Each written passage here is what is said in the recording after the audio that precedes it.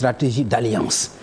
Est-ce que dina yomb ak xeer bi nga sànni opposition bi des dealers est-ce que dina yomb stratégie d'alliance bi nga xam ne moom nga jàpp ni moo fi mën a jëlee Macky Sall.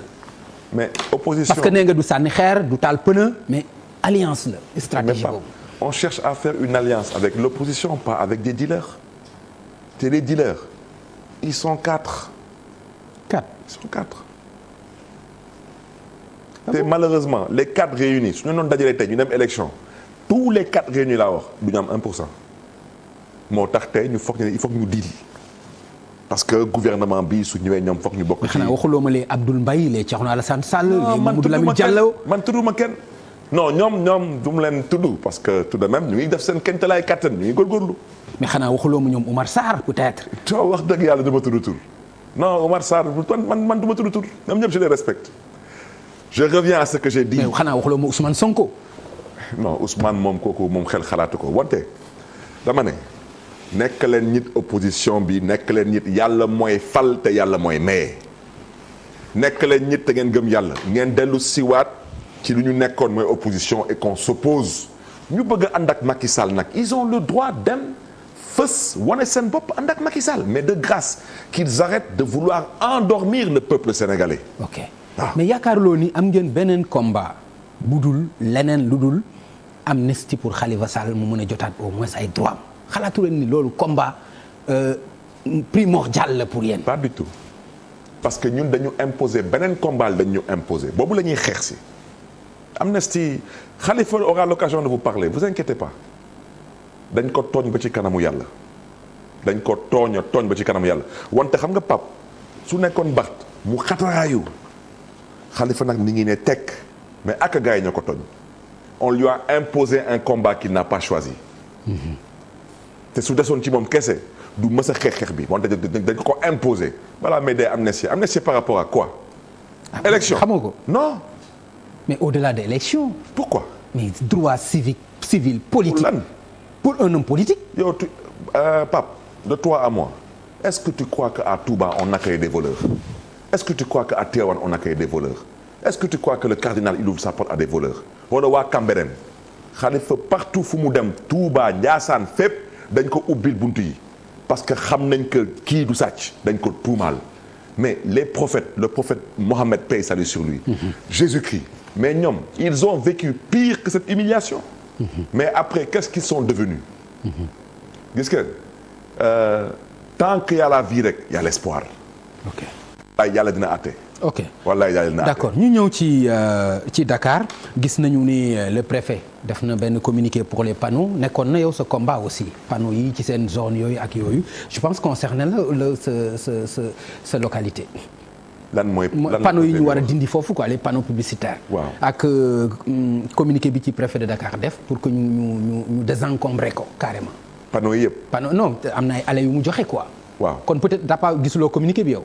non gisuma communiqué parce que Pape d'abord dama amoon dëj. ok dama ñàkk suma benn doomu ndey bu ñuy woowee Ablaye Bass. mu nekkoon kenn ci ñun fële ci Fouta. ok donc ñu ngi koy jaale askanu. ñu ngi la koy jaale aussi Barthélémy. jërëjëf ñu ngi la koy jaale.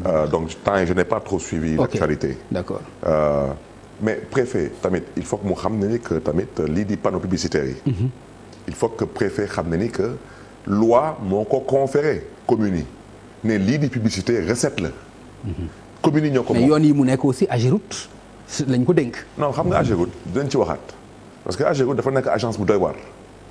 waaw agence buy génn di dem ci ay parking auto di xëccoo ak mairie pour jël recette mais fan nañu mës a gis agence di jël recette te agence day bokk ci ministère. mais comment jël recette naka. non ça veut dire que ñoom mënuma tuumaal direction générale parce que ils ont toujours dit que ñoom dugaluñu seen loxo wante ay agent Ageroute dañuy sol ay tenue sol badge Ageroute di dem ci ay parking di xoqatal borom parking jaaykatu oto yi wala ay parking lavage de voiture di leen di laaj ay recettes. mais ak ban reçu ban ticket. mais moom laay laajte parce que képp ku fi am parking wala képp ku nga xam ne yaa ngi occupé mbedd bi mais mairie moo lay jox këyit te loolu mairie lu tax mu am sañ-sañ boobu mais loi moo ko jox donc man lu ma jàpp mooy préfet su wootee woon waxtaan ñu toog ñu waxtaan je pense que panneau yi suñ ko appliqué rek te bu ñu sax wut fu sole ni ñu xoolee Côte d'Ivoire.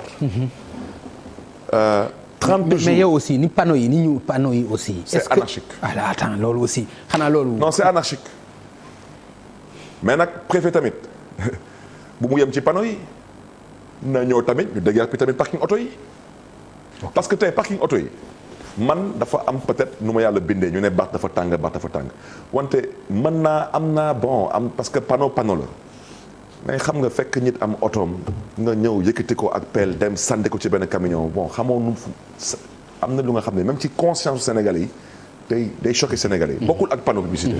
donc tey dama ne parking yu nekk ci VDN bi benn wala ñaari parking nga xam ne ni mën nañ la wax am naa quittance kenn ci ñoom fayul parce que mairie bi su ñëwee ñoom duñu fay parce que un coup ñu leen waaw fii la BRT bi di romb un autre coup Agirut na leen non déet bu leen fay mairie ñun ngeen di fay wala yu mel noonu donc da ngay dem. loolu aussi anarchie la c'est l'anarchie. loolu aussi anarchie la. bon maintenant ñoo fay fekk ñu am seen ay parking ay sénégalais lañu man su ma neexoon tey wuti ay pelle mécanique wuti ay fourchette wuti ay plateau ñëw benn dimanche 4 heures du matin yëkkati oto yëpp.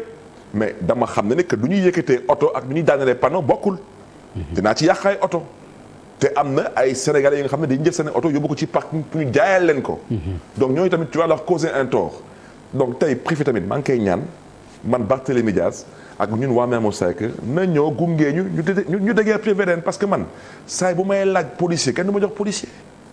wante nag saay bu ñuy soxlaa police pour ñoo jël si ma kooku moom dañ am. wante nag du ma am mukk policier pour liggéey suma liggéey. mais travaux yi aussi pour autoroute pour yoon yi mën gën a gaaw ak pont yi ñuy def foofu yooyu apprécier nga ko. non lu ko apprécier naa ko. parce que tout de même embouteillage bu am biir Dakar. il faut que ñuy waxante dëgg c'est insupportable. ok bon le BRT tamit ñu ngi koy encouragé. le BRT ñu ngi koy encouragé. ok waaw loolu moom baax na ci aussi. mais bañ a nii liste aussi ah. non déet man lu ma wax mooy ñun léegi la ñu am mooy suñu réew. lépp lu koy defar dañ ci dugal suñu loxo mais bu ñu nee dañ koy defar par parlo man ministre ku yor affaire urbanisme bi moom dugg na suma commune di déguerpir wante man woowuma dégg naa fi ay maire yu nga xam ne peut-être ñoom ak man bokkuñu cas ñu ne ñoom ministre bi woo na leen mais man kenn woowuma man ministre bi dugg na suma commune mu doon génn Mermoz ma gis ko man teg naa ko bët gis gendarmerie gis lépp ma ne bismillah dem leen c'est bien man maay maire commune bi kenn woowu ma téye suma bopp téye suma place téye suma bopp toog suma place et tout voilà. d'accord le cas Bamba Fall lan nga ñu ci mën a wax parce que nit ñi dañ kumpa ci lan mooy ses rapports avec Khalifa lan nga ci xam yow personnellement depuis la sortie de Khalifa gis nañu ne ci première heure yi gis nañ taxawaayam bi mu taxaw notamment ci TFM mais après déggaatuñu ko ni nga xam ni noonu lañ lay déggee wala ñu déggee keneen lan la. mais lan mooy problème mu Bamba Fall c'est quoi son man gisuma ci problème lu tax ñi di ci noo bëgg def benn cas. ok parce que xam nga tax man gisuma ci problème. mais moom bu demee ba naan Khalifa du suma père du suma baay du suma tuteur il l'a dit. waaw mais ci ban contexte la ko waxee mais effectivement Bamba mi ngi sant Fall Khalifa sant Sall. non loolu xam nañ ko du papam du tuteuram mais dañuy waxante dëgg mais maintenant c'est que tamit il faut qu'on sache ce qu'on veut ça veut dire que Khalifa Sall amul parti politique. amul organisation politique donc kenn ci ñun amul ci benn responsabilité politique bu particulière maintenant dafa am ce qu'on appelle les camarades de Khalifa mooy ñu nekkoon ak Khalifa bi parti socialiste bu leen di dal leen ñu nekk fu ñu nekk mu am ce qu'on appelle les alliés de Khalifa mooy ñu nekkoon ci ay yeneen parti ñooñu bariwuñ de. soo am El Wardini ci la bokk parce que AFP la bokk. Babacar Mbengue ci la bokk AFP. suma mag suma xarit Cheikh Gueye LD. am na ñeneen. Moussa Tine yor parti am Penco ak ñeneen. maintenant wax naa la bés bu ñu waaj yi waxee rek ban jour la élection bi non Pape xoolal Chine populaire mooy génn.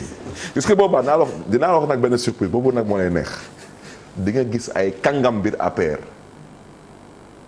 nga ne non lii cinéma la.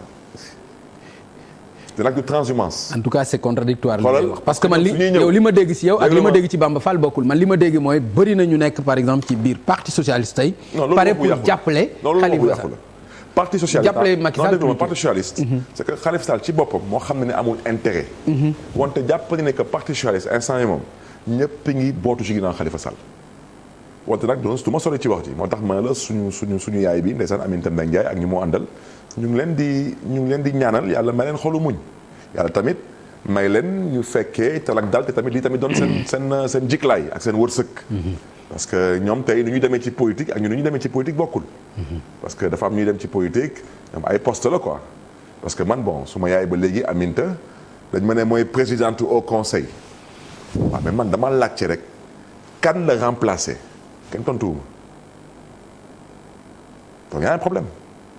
Maintenant nag comme c'est je l'ai déjà dit xam nga bon le banditisme d'État ça on fait ce qu'on veut.